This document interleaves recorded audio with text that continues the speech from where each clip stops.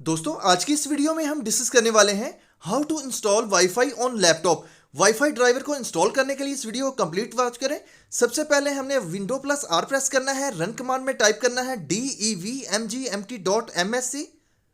और ओके के बटन पर अप्लाई करेंगे।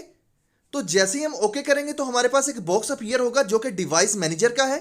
इसको जूम करने के बाद हमने बॉटम में फाइंड करना है नेटवर्क अडॉप्टर। अगर आपके पास एक से ज़्यादा वाईफाई अडॉप्टर हैं तो आपने वन बाय वन करके इनको सिलेक्ट करना है। तो यूएसबी वायरलेस है और इसके बाद रे लिंक है मेरे पास वाईफाई अडॉप्टर। तो वन बाय वन करके हमने इसको अपडेट या अपग्रेड करना है, इंस्टॉल करना है, राइट क्लिक करना है, अपडेट ड्राइवर करेंगे, ब्राउज माई कंप्यूटर करेंगे, लेट मी पिक करेंगे और मॉडल इसको हमने सिलेक्ट करना है और नेक्स्ट के बटन पर क्लिक करेंगे। इंस्टॉलिंग ड्राइवर्स, तो प्रोसेस जो है वो ऑटोमेटिकली कंटिन्यू हो जाएगा। यहाँ पर हमारे पास तो देख सकते हैं हम विंडो है सक्सेसफुली अपडेटेड ड्राइवर। तो ड्राइवर जो है वो सक्सेसफुली अपडेट हो चुका है, यानी कि इंस्टॉल हो चुका है।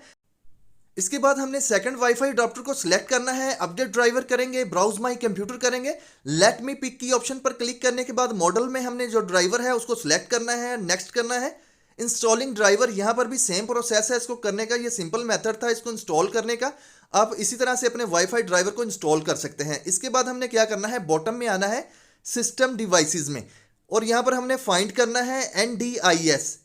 तो जैसे ही हम इसको फाइंड कर लेंगे, फाइंड करने के बाद इसके ऊपर भी हमने राइट क्लिक करके अपडेट ड्राइवर करना है, ब्राउज माई कंप्यूटर करना है और let me pick from a list इसको सिलेक्ट करेंगे और NDIS को हमने सिलेक्ट करके नेक्स्ट करना है। तो ड्राइवर ऑटोमेटिकली यहाँ पर हमारे पास इंस्टॉल हो जाएगा।